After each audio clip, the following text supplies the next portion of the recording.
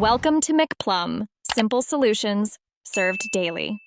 In this video, I will show how to change a headlight bulb on a Hyundai Santa Fe. Start by parking safely and engaging the parking brake, then open the hood and locate the headlight housing. Wear gloves to protect the bulb from oils and collect a screwdriver, pliers, and the correct replacement bulb. Finally, disconnect the negative battery terminal so you can work on the wiring without risk. With the hood open and battery disconnected, remove the dust cover on the back of the headlight assembly to expose the bulb.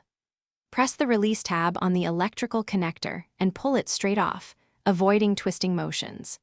Then rotate or unclip the bulb holder according to its design and gently pull the old bulb free, setting it aside for proper disposal without touching the glass.